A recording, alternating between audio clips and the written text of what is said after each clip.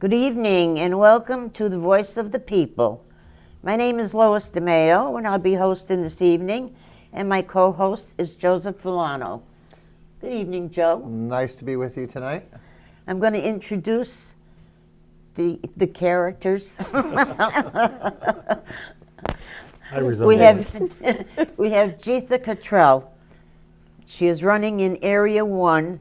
She is a We the People candidate, duly endorsed by the Republicans. We have Dave Grodzicki in Area 2. He also is a We the People candidate, duly endorsed by the Republicans. And we have Joe Villano, a Republican, Yeah. running in Area 3, duly endorsed by We the People.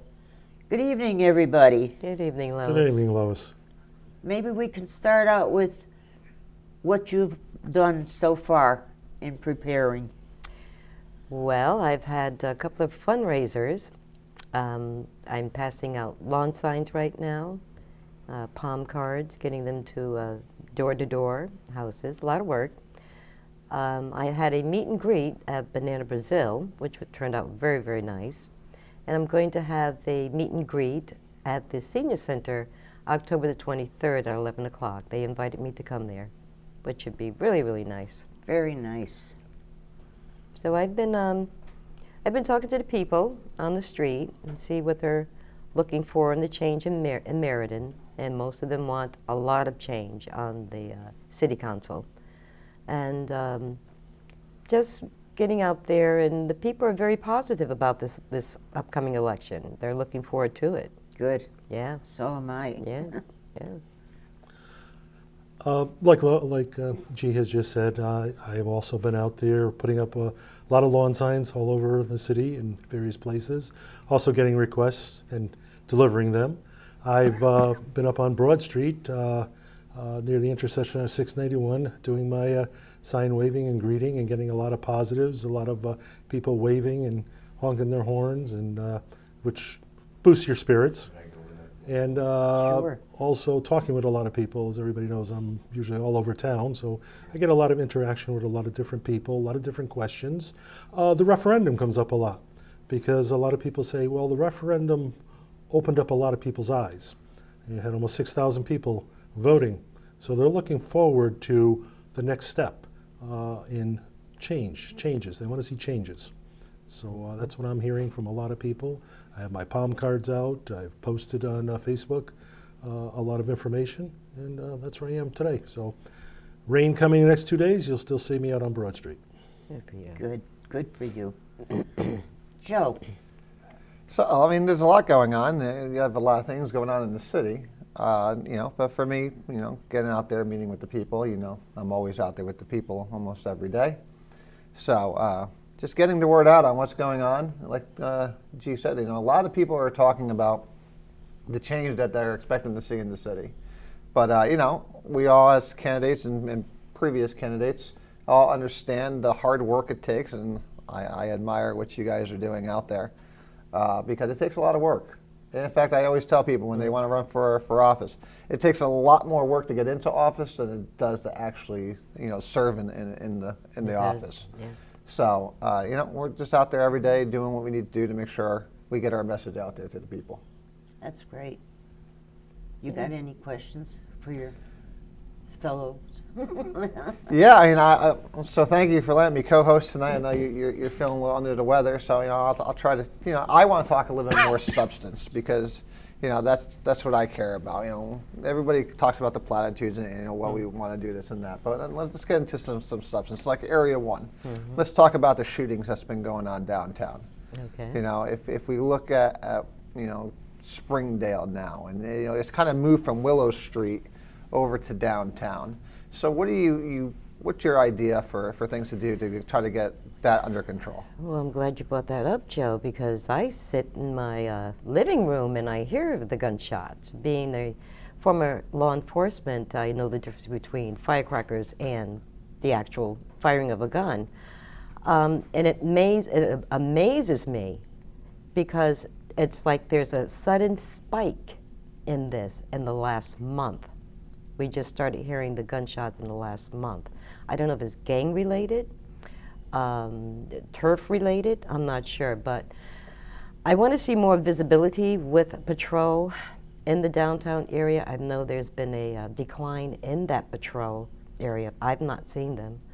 I want to know what they're doing to enhance our public safety. I would like to see maybe our substations open 24/7.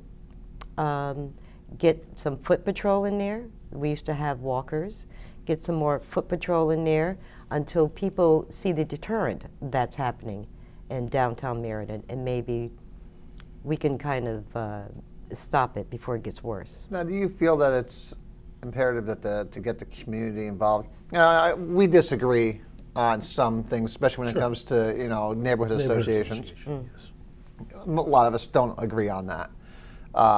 I believe we should be knocking it down from 32 groups to 6 groups, where we could get get more involvement. Do you think that? How imperative is it that you have these neighborhoods, getting active? Because if you look at that neighborhood association for the Grove Street area, not very active.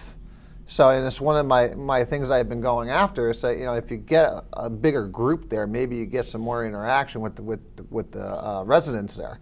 But how important is it to for you as the possible representative to get that going? Well, that's a good question, Joe.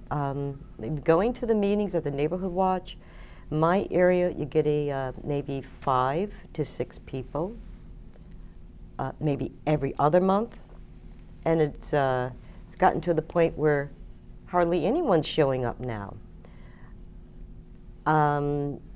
The people in my area are just not inclined to come out and embrace their community. They're not, I don't think they're bonding the way that they should bond. Everybody's hiding. Everybody's hiding. And it's not just my area. Everybody's hiding. People become comfortable staying indoors. They're becoming fearful of walking down the streets. They don't come out. They don't like to come out at a certain time of the evening. There's a lot of factors involved as to why my area has such a decline in participation. I go, I try to pull my neighbors. They say they will go, they don't go.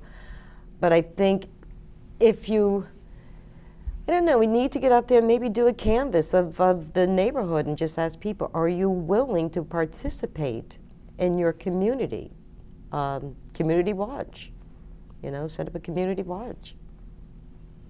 Well, I think one of the things that, since I go to 5 or 6 of the community meetings, and there is a difference between, I'll use the North End, Steve Cardillo, who's the president of that group, and he has we had 16 people at our last meeting, but he gets people involved in, to come to the meetings by having such a things. We have a community garden up on Tremont Street that we had 29 plots up there. And I had 2 of them. I grew some pumpkins and tomatoes and peppers, but it's not just thinking about the police action, it's getting the community and the areas involved in other things. The Liberty Street, they had a garden also up there on Liberty and Center Street. So that gets the people down, they start talking about other things. It's getting the police officers to, for the most part, they show up at the meetings, but it's when they don't show up, I think that gets some of the citizens a little perturbed because they're looking for answers. You do get some good answers, more detailed than what you read in the newspaper or on Facebook when you talk directly with the officers. So from that perspective, I know we have a difference of opinion, Joe and I, and I can see your side of it very clearly. And maybe that's something, when we are elected and we can get together and talk with the police chief and the town manager and, let's look at how things are set up. Joe, tell us a little bit about your area, what you hope to accomplish there. Sure. So for us, it's to continue the progress that we're doing in the redevelopment down on the East Main Street, the north side towards Middletown. A lot of businesses have moved, and they built new Huxley's. Moved from across the street. They took over a beautiful building that's over there across the street. We actually share part of East Main Street. Area 2 with If we look at, you look at Ion Bank again. Ion Yeah, Bank, it was yeah. one that moved on over there. So I mean, it's great that they're improving and they're moving over, but we need to bring in more new business. And I think with the low interest loans from some of the banks that have agreed to jump on, I think it's going to be an area where we could push. I want to actually take that program and push it more towards downtown Right. when we look at Colony Street. Well, I think that's part of, from my perspective, and talking with citizens around town, I go back a long ways, everybody knows, the 50s. And you had, everything was downtown. Then over the 50s and 60s, you had development going to the outside, the city got bigger, you had your areas, the center of downtown is no longer the center.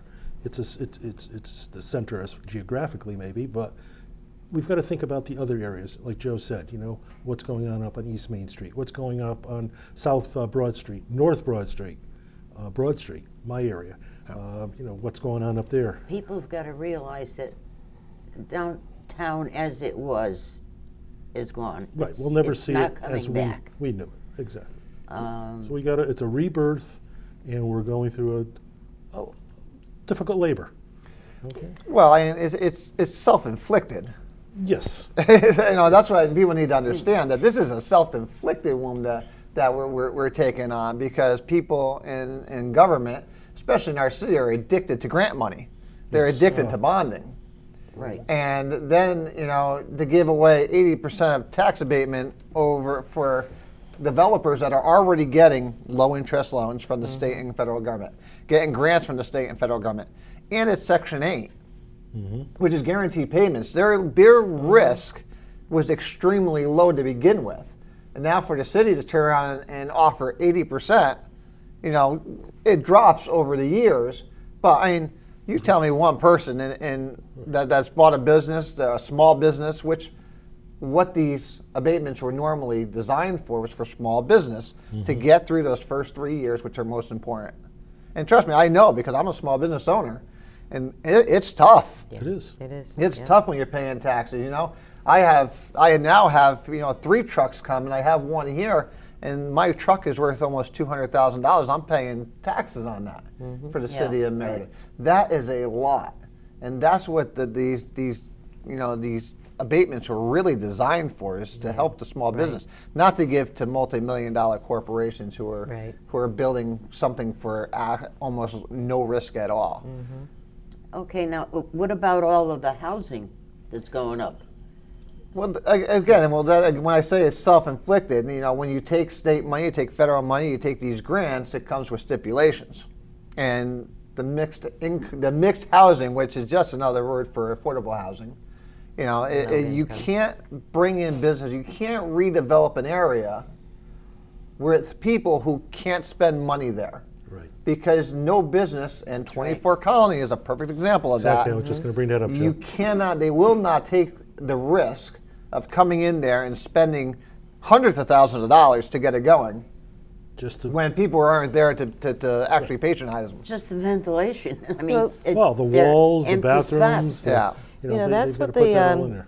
business owners on West Main Street are upset about. They feel like they have been forgotten, and they're really, really upset. Their landscape is the sidewalks are bad, the infrastructure is bad, the buildings are crumbling. It looks like a war zone, and they're upset about that. And that's one of the reasons why they're not getting any people visiting their businesses, because of that perception that it's deteriorating, it looks bad, it looks like a war zone. And what you have on West Main Street all the way to McDonald's, from downtown, from Dunkin' Donuts at the divider, where they just closed, all the way up to Dunkin' Donuts, which they're renovating, it looks like a war zone. You have car shops, you have a few private businesses, a bakery, stuff like that, but the sidewalks are a mess. The telephone poles are pretty much leaning into the street, the wires leaning the same way. When they have the St. Patrick's Day parade, they cut it off at a certain point. They don't go past a certain point on West Main Street, whereas the businesses also suffer from people visiting during that festive occasion.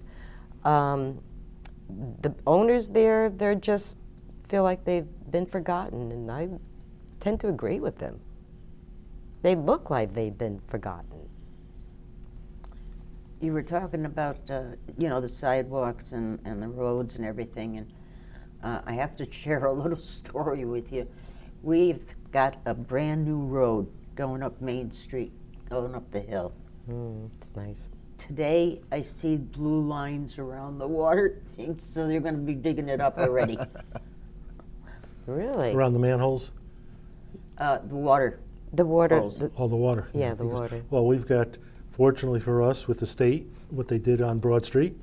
It's a beautiful stretch of road. I live off of Atkins Street, and that's a city road, and it's actually probably one of the best ones that was repaved. It's a great, all the way up to Nathan Hale. And they just Well, lined it. It's ours beautiful. too, because our part is city.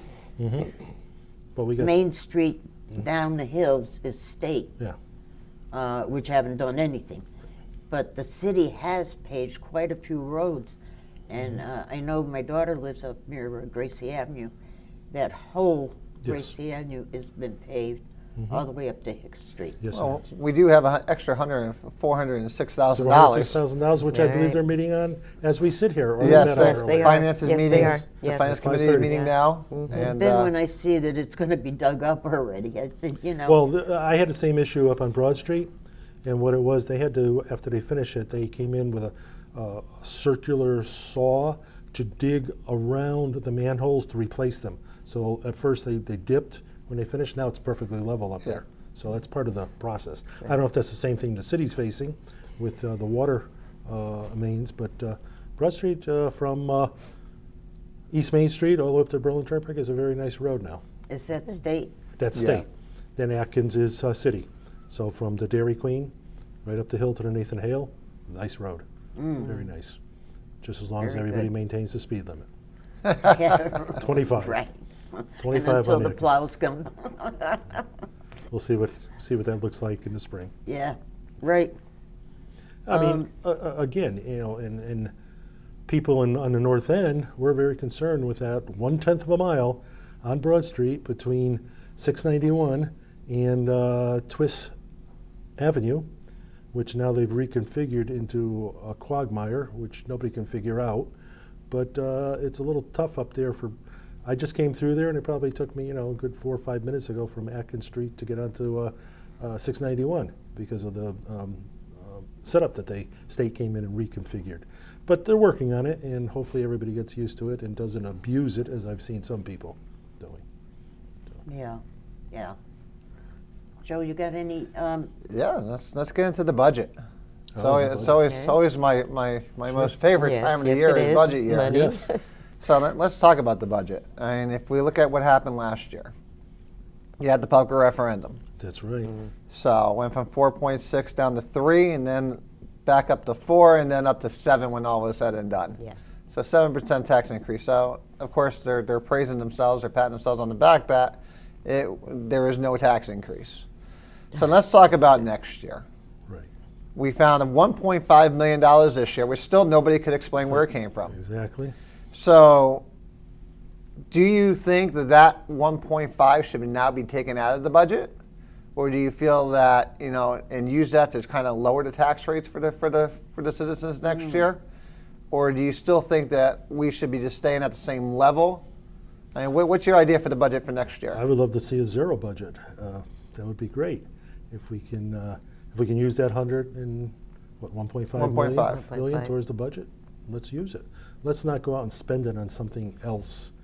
There's probably, as was suggested that night, immediately what to do with the 1.5. Spend it on the tin can Yeah, he's talking about the golf course. on the golf Yeah. course. Yes. Yeah. So, No, I say use it. I say give it back to the people. That's where it should go. Yeah. It should always Give- go back give to it back the to the people. people. That or to the rainy day fund. it's yeah, like lower the the Eversource money, taxes. right? Lower the taxes. Yeah. So let's kind of step. I want to put your counselor hats on. So you're on the council.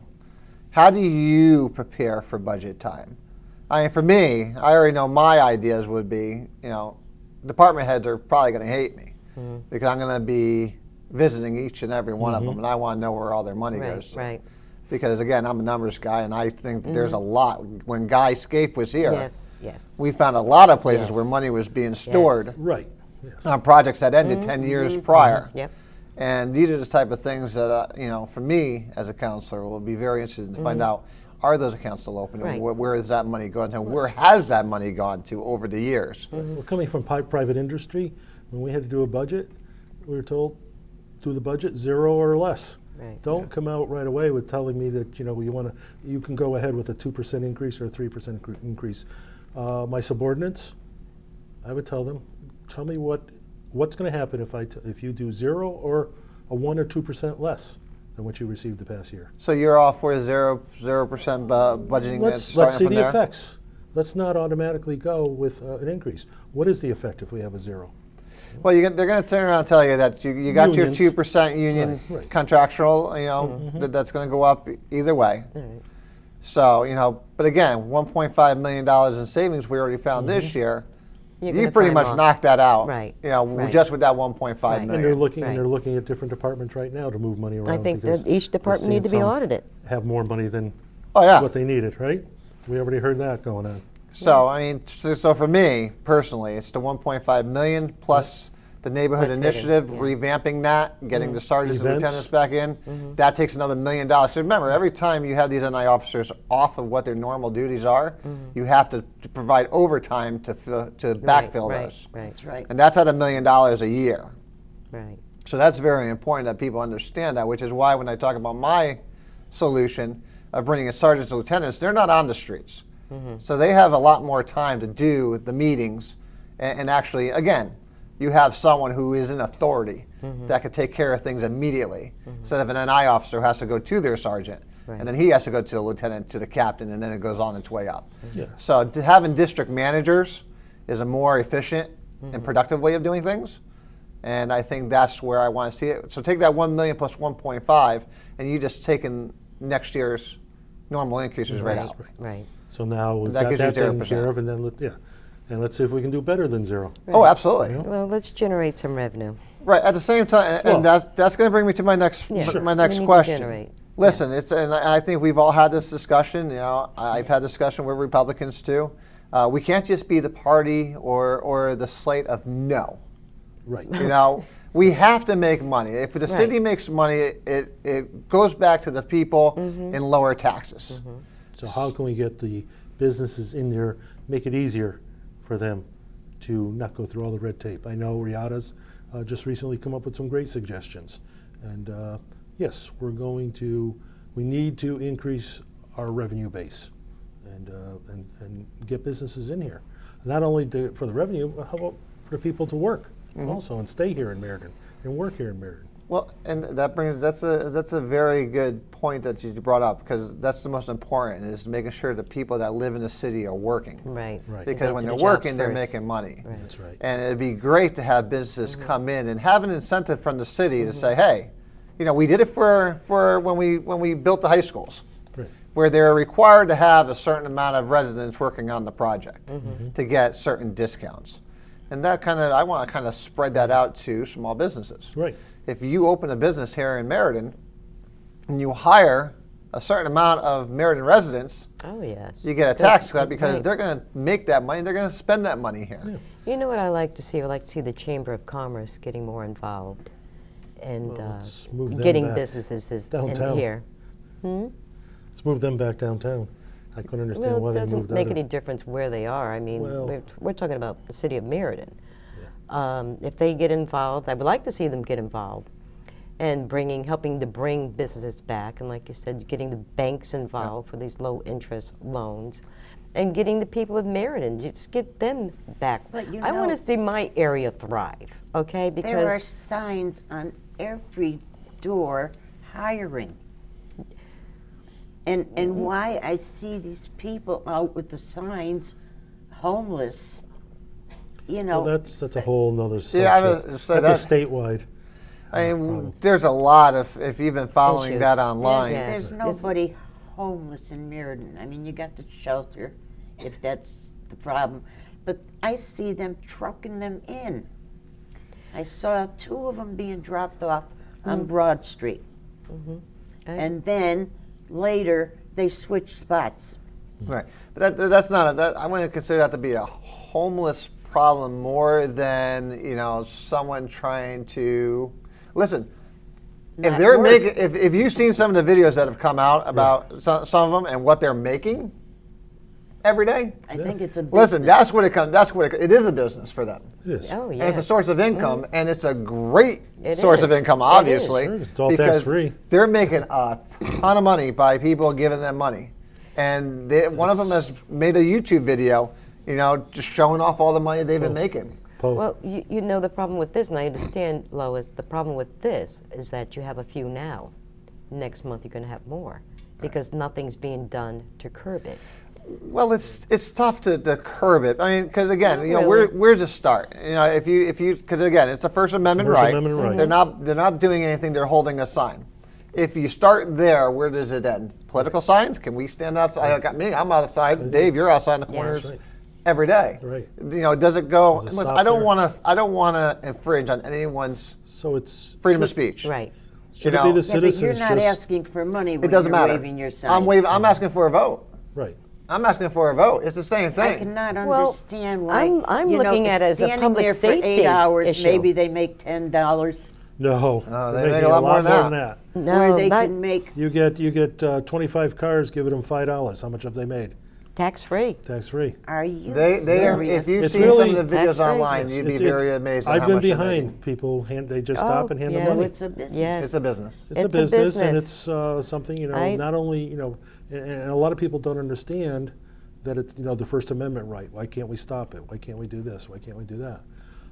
Citizens, one of the things is the citizens just have to stop Just stop giving. giving them Stop money. Yeah, giving stop them. giving them If, money. a bus- if you know, if you had a business downtown that you did not want downtown, how do you get rid of it? Stop going to it. Stop giving them money. If they have no income, they'll leave the city, right? So Yeah, I look at it as a public safety issue. But you gotta remember, that's true. Yeah, until somebody gets hit. you gotta remember, Meriden, they're very generous people. I mean, that's why you have a lot of the panhandlers here. Meriden is a very generous community. They want to do good. Some just don't understand on what's really going on with them. Unless you follow social media, you would have no idea. If you didn't go on YouTube and see these videos that they're posting, make- you would have no idea. So Yep. Some of them are millionaires. it's very. you see them Yeah. leave and they get Oh, in yeah. a nice brand new SUV or Yeah, something. they're millionaires. and yeah. then leave town. Yep. Some have been tracked to Let's all do very it. nice homes. Yeah. Also, Listen, it's a very tricky place because I'm not for infringing on anybody's rights. They have a right to be there with their sign. I have a right to be there with my Right. signs and sit there and do my political stuff. I will not exactly. go after one This and morning, lose another. standing out there, I felt the same way, Joe. I said, I called myself the sign handler instead of a panhandler. Yeah. I'm out there with the signs. So Tell us about the green. The green, what You're can I tell very you? involved Well, with that. I and my partners, we've done everything we can. Well, not everything we can. We're doing a lot to attract people down to the green with our Twilight Concert Series that is funded and put together by Restore with the Arts. We are 501c3, and Joe, I know, has mentioned it many times because we fund it. We get the sponsors. We pay for the entertainment. We pay for the bands. I and my two partners, we do not take a dime out of that. I don't see a dime from it. Some people have said, "Why don't you get paid?" I don't need to get paid. My enjoyment is on a Friday night or a Saturday when I see 500. Joby Rogers, when I saw, I don't know what the number, 4,000 people down there, and I stood up on that stage and I looked at the amphitheater. That's all I needed to know that what we set out to accomplish 3 years ago. First year, if we had 300-400, we were happy. Then it grew last year. We had Joby Rogers again, where we had maybe 2,000. Now we had Joby Rogers, but we had other groups there, the Santana group, the Coconuts, where we had 1,000, 2,000 people down for those events. And when I walk around town or I'm someplace, I've been down at the Colony Diner, traditionally after a Friday night show or after our shows. My friend Sandy and I, that's where we go to have our supper. I've had people that are down there also, and they come up to me and say, "Great show. wow, what you guys are doing great. And I look and I say, well, thank you. It's to getting that recognition. That's all I need. I don't need anybody out there saying, hey, Dave does this, Dave does that. No, I don't need that. It's Okay. just watching. What, you everybody. have the farmer's market down there? We have the too? farmers market down there. There's been some other events. There was a bike and car show down there last month in September. We also have the Yule Fest, which is an event that we came up. When I say we, Carrie Teal and I came up with the idea. We worked with Dave Cooley and Lisa Bisick down at Making Meriden Business, threw the idea at them and said, hey, can we do this? And in 8 weeks last year, we put together the Yule Fest with all the entertainment, closing off Colony Street, and we drew a lot of people down. Again, people said to us, I had people come up to me during the event and afterwards said, how many years have you been doing this? I said, this is our first year. They were just amazed that you could do this. All privately funded. We paid for the police officers, the parks department, we paid for everything. Nothing, was done through donations and sponsorships. So we're ready for it. It's the Saturday, I'm going to plug it right now. It's the Saturday after Thanksgiving, November 30th, from 2 to 6 o'clock. And the highlight, of course, is Santa coming in on the train. And when you see, I had the honor of standing next to Santa Claus up on the train platform in the window and watching 1,000 or more kids just screaming, yelling, crying, and standing there with him for 15 minutes. And it was just a pleasure. That's all I needed to do. That's all I needed, just to know that everybody had a good time. So he's coming in on the train this time. Coming in on a train this year. We've got And this Saturday is, November 30th. no, this Saturday is going to be the last And Saturday. this Saturday is the last farmers market, and there'll be some free hot chocolate, coffee, apple pie. Everybody come on down. This is it. People out there that have those coupons, come on down. We had a full-time Spanish speaking bilingual person. UB Cortez was down there, and she probably, when I thought about this last night, she's the person that was there every week for her 4.5 hours or 3.5 hours. She was there every week because we're not always all there, the members, every week for the whole period of time. She was down there, and I believe that it was a great thing to have a bilingual person, Spanish-speaking person down there. She got to meet a lot of people. I noticed she's gone other places outside of Meriden, and people come up to her So, and say, "That's so good." G, let's take what Dave was just saying, all these great events that are having downtown, and that are all community events that are paid for by sponsorships and Right. businesses in the local area. As the new councilwoman for Area 1, how do we build on that? How do we build on that to get those couple of events to build on more and to actually bring businesses in that could feed off of that? Well, I think what Dave is doing is great. I think the entertainment diversity is wonderful. I was down there with the Michael Jackson impersonator with my grandchildren, and my grandson still wants to come back to the Green to see Michael Jackson. Every time he passes the Green. So that's like every other day he wants to see Michael Jackson, so you got to bring him back. How do we build on that? I think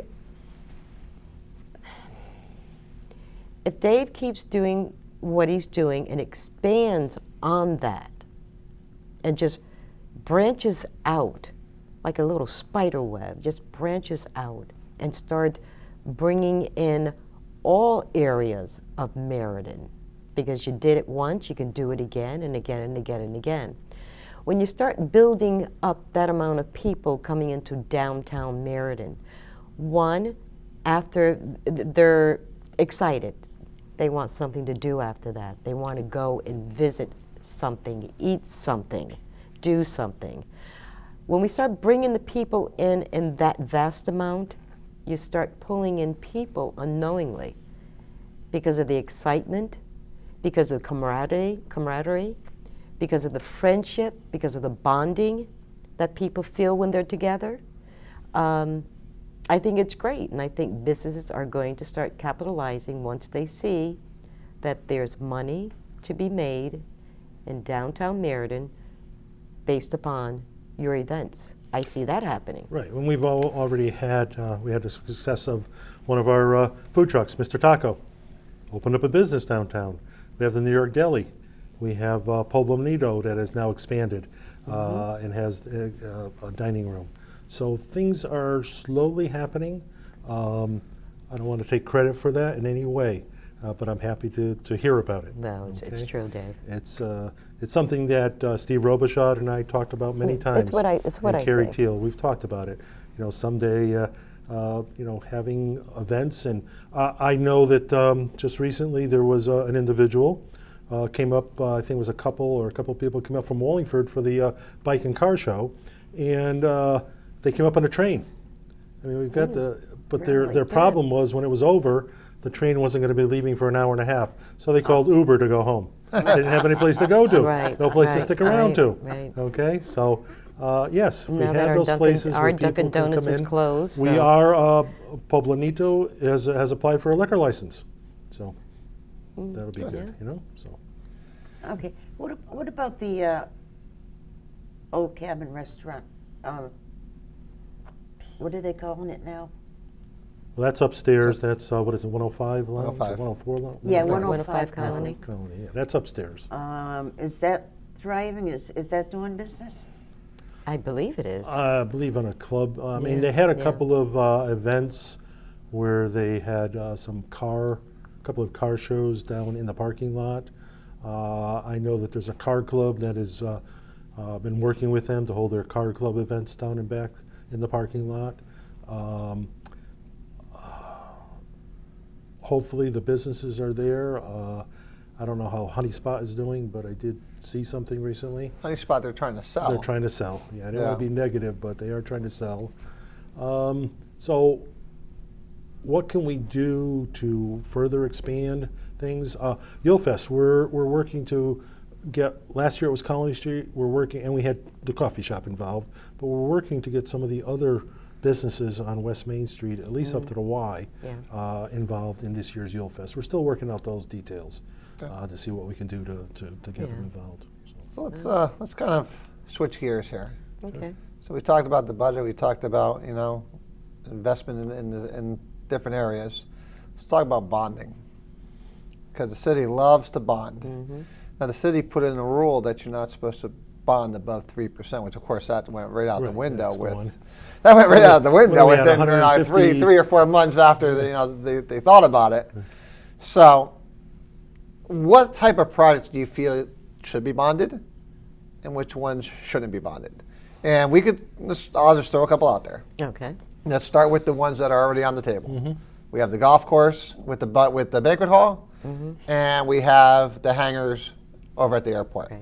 So let's start with the golf course. Do you think that's something that the city should be bonding? I believe they should be right now because it's going to generate revenue. Well, I I'm a believe little so. concerned how long it's going to take for that revenue to come in and that bond get paid off. I'm not going to see it in my lifetime because what are they talking, 30, 40 34 years now. 34 years now, so, That's at 1.5 million. right. Again, and that's just outrageous Yeah. for a banquet facility to begin with. I think that's my issue with it, is that when we first started this whole trip into, when I was on the golf commission, when we thought about this originally, it was only $400,000, and then it bloomed to 800,000, and then 1.5 million. Right. And I think that's where they lost people. At 400,000, I think it's a great investment for the city because it helps the golf course out, which the city owns. And I know most people will sit there and say, well, the city shouldn't be in the golf business. Yes or no, it doesn't matter, we are. The city's in all types of business. Right. But right now we are. So Right. we need to deal with that. And my concern was, why did we only get one bidder to give us a proposal? And even that proposal, you know my opinion on that proposal. My understanding bids are coming in now. That's No, only that's for the architecture. architect. That's Yeah. the Yeah. architect. Oh, the architect? That's All right. 140,000, 120. They have 140,000 But to we've play heard with. it's gonna be less. It's going to be somewhere around, they're thinking the 15,000 mark. Okay. But that's a totally different subject. Oh, I It's see. just a- I see. But let's say, okay, let me, hypothetical. Let's knock it back down. Okay, it's at 600,000 for the banquet hall facility. Do you think that should be bonded? I'm gonna. No. I'll Be honest- be I honest say with you. yes. No, I say no. yes. I say no. But I'm I say saying that no. yes with a caveat. I don't know enough about what else. I know the number. But what else is that? What is it? 155 million of bonding. What else have we bonded over the years? I know the high schools. Yeah. You know, we've got the library coming up. So I'm a little bit concerned about all this bonding. Or all these loans or mortgages, whatever you yeah. want to call them, that were out there. And I just look at cities around the nation that have actually ended up going bankrupt. And I just want to see our purse strings a little bit watched a little more carefully. See, I'll give you my take on it, and that's it. If it helps the citizens of Meriden to lower their tax rate because it increases revenue to the city, I'm all for it. I'm all for wise investment. Right. Right. And if you take what is going on at the golf course now, just from experience from being there and being deeply involved in it, you lose a lot of business. Oh, you do. by Yeah. not having. Yeah. And I think if we're talking about $600,000 of bonding, which again will be paid off in less than the 20 years that the bond would normally be, and you're making that back by rent from Violis, who would actually be the ones to run it, and it's a great business move. Right, Well, and I I- think But I the think that's revenue never gets back to the people. They Well- find Well- some way else to spend it. That's not the golf course's fault. That's the city. That's the city council's fault. The city council. And that's a whole. what I That's mean. another I different think conversation. one of the things I would do when elected is to better explain how that banquet facility is going to be used. Because what I keep hearing from citizens are, we don't have enough. It's golf. They're not going to have enough tournaments. And it's not just golf tournaments. Right. It's other events. Right. I was part of the Maloney class of '67. Their 5-year reunions every 5 years. 45th, we had it in a tent. Our 50th, we could not find a place, a quality place in Meriden for a good price. The tent would never work for our 50th, so we went elsewhere. But if we had a banquet facility there, that was a nice facility, we would have been there. And I know there's other high school reunions, Platt, Maloney, and Wilcox, they run into the same type of issue. Where do you? So what kind of things would you guys bond? I'm not against bonding. I'm against the amount of the bonding. I think if they can find other money, which we can probably find once we're elected, we'll probably find some money somewhere. Maybe that can go towards the bond itself, to bring the bond down. I don't like seeing 30, 40 years that we're going to, So your average bond is about 20 years. About 20 years. 20 years? So and you So pay. let's You cut don't it in start half. paying. You don't start paying for it until your 5th year. Well, Okay, so well, let's but- cut it in half. I'm just wondering what kind of What what kind else? of projects would you well, like we've to got. see? So what do we have right now on the table? We have the hangars, The hangers So you have and the golf hangars, course. you have the banquet facilities, you have the paving, the paving, road paving. Yeah. Which I don't think should. I mean, So what benefits is the citizens the most out of those three? well, people are always going to go for the paving. But Right. see, my thing is, we shouldn't have to bond paving. No. Paving should be inside, the normal budget. Right. You shouldn't need to bond it Right. for 20 With your years. property tax, absolutely. Right, And right. on Yeah, top of it, yeah. where your local There's street. no road that's going to last 20 Right, years. and that's Yeah. the You know? thing. Yeah. It's that So no we'll be, road so lasts we 20 bonded years. for what? How long does a road last? I don't know. What's the 10 average? years. No, 10 no, years. About no. average So 10 that years. so They we keep haven't digging met them the up, 20-year though. bonding, and then we're bonding it again for Well, another 20. and Yeah. that's my point. Yeah. We talk about the police cars. That was the big thing last year was the police cars. They wanted 7. They needed 7 because it's been so neglected over the years where they Right. haven't been given Right. anything. Right. And that's one of the things that one of the at-large counselors who likes to praise himself about where their city's going is that he was part of the problem. And again, they're bringing people that were part of the problem back, thinking that they're going to fix the future, which just absolutely makes no sense to me. Right. You talk about pensions not being funded. You're talking about the police department not getting new cars, where they had cars, and I used to go on those ride-alongs, and those cars are beat up. They're They are. some of them are 8 to They 10 are. years old, have over 250,000 miles. You want to talk about a public safety issue, which is why I was one of the very few that turned around and said, no, give them the 7 cars. I'll spend the extra money. Right. Because that's public safety. Yeah. And again, so these are the type of things I want to know. Are those the type of Public things you don't safety, mind bonding? I don't Infrastructure. mind bonding that. Infrastructure, Yeah. roads, public Yeah. safety. Public safety, fire department, Yeah. I don't mind that. I think we need upgrade to their- step back and say, how are we doing roads? How are we doing public safety? Then let's look at those other items. Right, how can we protect the people? You know? not just through public safety, but with the golf course, with the hangar. How can we protect the people? So yeah, Make their life we're, easier. Since we're on the public safety thing, let's kind of dive into that. Because what do you think? What do you think is the answer to lowering crime in the city? I'm interested to know. What's your take? I'll give you my take at the end. What do you think? What do you think it's going to take to make the city a safer place? Even though it is a lot safer than most people realize. Right. You know, when I moved here in 2014, or no, when did I move here? Oh my God, not 2014. Yeah, I've been living a little longer than that. When I moved here in 2006. Yeah, okay. I looked at crime statistics, and they were relatively low here and there. Absolutely. And when I moved here, I was amazed by how quiet it was, especially because I had a reputation before that. You know, I was working up there, Aaron was working up here, and we just had, and Joseph was just born. But what do you think is the answer to ending the gun violence, to ending the burglaries, the break-ins that we hear about every night? Well, I heard that they've some of those car break-ins they found they did catch some kids, and they were out of North Haven and Wallingford. So there has been some of that. I'm more concerned not with the break. I'm concerned with the shootings. Okay, but again, so how do we solve that? Number one, deterrence. Deterrence means foot patrol, car patrol. You have to get out there and you have to show your visibility.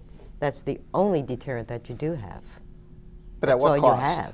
At what cost do you do I mean, that? there's at what cost to whom? The police department Well, no, or to the citizens? Well, you're going to look. So the police department has what 122 police officers, I believe it is. That fully. It's part That's of the their percentage. job. Are they Joe. fully It's, right now? it's part of their job to be out there. Correct. That's their job. But if you only have a certain amount of police officers, so you're saying that we should increase the number of police officers? Being a former law enforcement, you don't need to increase or decrease. The job is to get out there, patrol your area.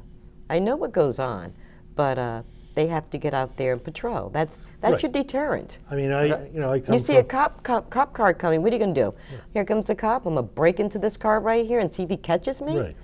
You know, it doesn't work that way. I mean, I come from an era where cops were walking around on the beat. Yeah, we had them too. Back in the 50s and 60s. I got to know the officers downtown personally because they were Right. always on the Yep. corners, walking around. That's your They'd come deterrent. in. The joke was back then, I never got in trouble, but I know some of my friends, don't take me home, take me to the police station because the parents or the neighbors or aunts and uncles you'd have to face them and stuff. But don't you think that, again, do you see a difference though? And let's talk about culture. Because, back in the day, if I ever got in trouble, Yep, the worst person I wanted to ever see was my parent. exactly. Oh, yeah. Those times have changed. They've And just from changed. personal experience, Right, you look at the right. schools. Well, Well, you know- look at this day and age. The worst person you want to see right now is a cop, right. and that's It's all changed. across the United States. But I think that's You don't more wanna of a see a cop. misperception. I think that's more of the No, media. no, it's I don't know. not. No, it's not. I don't know. Joe. No. I don't know, have do we never have been that- do we scared have to that see a police problem officer. that other cities have?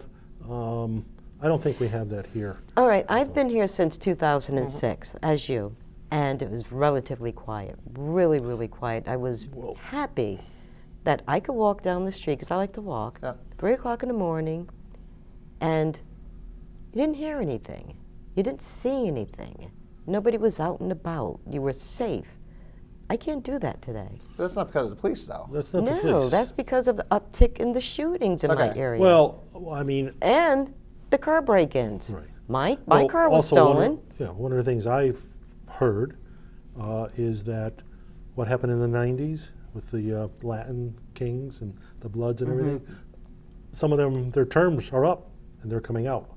So I think the police, and I know they're probably very active with their research and undercover or whatever, finding out who these guys are and following them. Unfortunately, can't keep track of probably all of them right at But I the think moment. we're missing the biggest component, again, for me. Just coming from, when I was down in New Haven doing public safety with community police and when we rolled it out down there, it's the community involvement. Oh, yeah. That's that's the answer that I was hoping that I was, is that the more the community is involved, You mean if you see something, say something? not even that, Not that. is that they know, if the people, that the criminals know that the community and that neighborhood is involved in what's going on, and as taking a personal interest in making sure that it's safe, that's how you In what reduce way? crime. But in what way, it's like the Joe? green. But in what well, it's way? like the green, Joe. You know, one of the things we've faced with the Twilight concert series is that stigma. Downtown Meriden is not safe. Downtown Meriden is Well, not I safe. think if you're talking about downtown Meriden, you're talking about two different things. Well, You're talking about the green, and then you're talking about, and then again, Okay. I'll come right back to Grove Street area because that's Yes. the hot spot. You don't have, again, go back to the neighborhood association. You don't have that engagement. No. And that's what I think needs to change. I don't think that it's the police department. Sure, they could do things to make things better, but we have to change the culture and the environment that everybody's living in. And Well, if yeah, those are the yeah. areas Well, that it you starts with the get parents, those yes. people to take a positive interest in what's going on in their neighborhood, Mm-hmm. that's how you change things for the better. And I think as council people, I think that's our job, is to make sure that we get as many people involved. Because that's what I strive to do every day, even not being elected. Right. You know, you're still looking to try to get people involved. and you hit on a broad subject that someone asked me, and you know, why do I want to be a council? It's not me. I want to represent the citizens. I'm not out there after my own interests. Okay, it's not a me thing, an I thing. I will go to the citizens. I'll meet with the people and get their point of view, and that'll help, I hope, get them involved. I wish we had more time I for wanna- that kind of discussion because I've heard that question go out Yeah. to a lot of to a lot of candidates. You know, would you listen to the people? You know, if they started calling you this and that. And I have a very different answer for that. And if we have time, I'll get to it. But I want to hear your. I was going to ask you a question. Sure. Going back on to your question, how would you proceed in changing the community? How would you get them involved?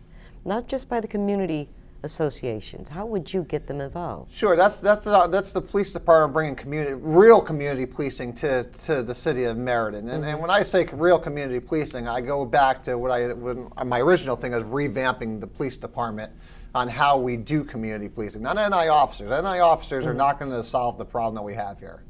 It's going to take sergeants, lieutenants who have the power to change things immediately and to be out there. Because they're going to be able to say, hey, Grove Street's the hot spot. I want that district manager out there in those neighborhoods talking to the business owners, talking to the people. The people. Yes, yes. Because that's how you're going to get it. When Yes. they're comfortable. I can still remember growing up, every police officer that worked my absolutely. area. That's Absolutely. deterrent. You know, Absolutely. That's and that's great deterrence. Yes, because it you know is. what? Not only that, but you weren't afraid to sit there and say something to them. You tell me, go down to Grove Street, and I bet I could sit there and talk to anybody on that street and say, hey, who are your local police officers that work this area normally? Right. They'll never be able to tell you because it Right. rotates so much. Right. Well, coming from New Haven, you know the substations, you know their Yes. community watch. Absolutely. Yes, I mean, for Absolutely. substations here, and you had what? South Meriden, you had South one. Meriden. You know, you had one at the mall, which is closed. Closed, yep. And now I think you have one at one of the high schools. I think it's Maloney might. Does I'm Maloney not sure. have one? Not sure. I don't think so. Maybe not. You might need to. But- I'll go for two. Listen, if it's gonna solve the problem, Yep. it's worth a shot. Yep. So I mean, Absolutely. and that's what we have to start trying things that are different. And all these people that get up and say, "Well, no, we can't change the way these things are." No, if you don't change it, Right. then don't expect a different outcome. It's called insanity Yes. by doing the same thing and expecting a different Right. result. But we got about 3 minutes left, so Yes. I'm sorry. I was just taking How up you more than doing, enough. Lois? Go ahead. That's all right, Jeez, because you still with us? I want you candidates to, have the I field mean, we tonight. have, Joe and I, we've talked, at council, we get up and do our 3 minutes. He'll talk about one thing, could be the complete opposite, but then he may say something and I'll jump on it and I'll join him. And I know he loves to hit the council and tell them about the success I have. Absolutely. He's always there. So, We've got to, take a couple more seats up there yes. and have an even voice. I can remember when it was 11 to 1. Yeah. Yeah, and that was Walter, and he hung in there, And that's Lois, gonna- let's not be satisfied with a couple seats. We want. I want 'em all. We want them all. Okay. And I think Walter, That's- and I think Walter deserves the praise, because if it wasn't for Yes. Walter and everything Yeah. he's done, he has blazed the trail and the path for all of us here That's to be right. able to get our message out. That's Walter right. is going to And, be forever missed on the council. Yes. Walter yes. Shammick, you know, what, it's been 30 years? 30 Yeah. years. Yeah. 30 Yeah. years. He's going to be Yeah, missed. about 30 years. And the guy, you know, he was going to run again. Says, I just can't do it, you know. Yeah, I think his wife would have. But he's still there. No, his wife said she didn't care. Yeah. Yeah. He's still there. He's still there to call up Listen. and consult with. That's Yes, right. he is. He Yes, he is. did That's his right. time. He's still active in Right. We the People Party. That's right. So He never misses a meeting. he's told me anytime I have a question, I can So certainly give him a call. We got about 1 Yeah. minute left. Any Okay. final? Lois, you want to explain to the people who are we the people? It's a third party, although voting day, beware, because Republicans are on the second line, row B, and we the people On E. are on row E. So I just want the people to be aware of this, you know, to look for us, because there are dual endorsements all the way along the line. And that's the only way that we can do it. It's the strong way to do it. And hopefully everything comes out all right on November. 5th. 5th. Right. So- We the people are comprised of. Well, we got 20 seconds left, Yeah. and we still have some big news to talk about for next week with the new streaming. Right. So we got You 13 explain it. seconds. So we're Live gonna, streaming. live streaming next week. next one. We're going to do a live streaming on YouTube. You'll get the link on Facebook. It's almost like Facebook Live. It'll be a great opportunity for more people to see what's going on. Okay, and I want to thank the three of you. It's been a great night. And I want to say goodnight to our viewing audience. Join us again next week on The Voice of the People.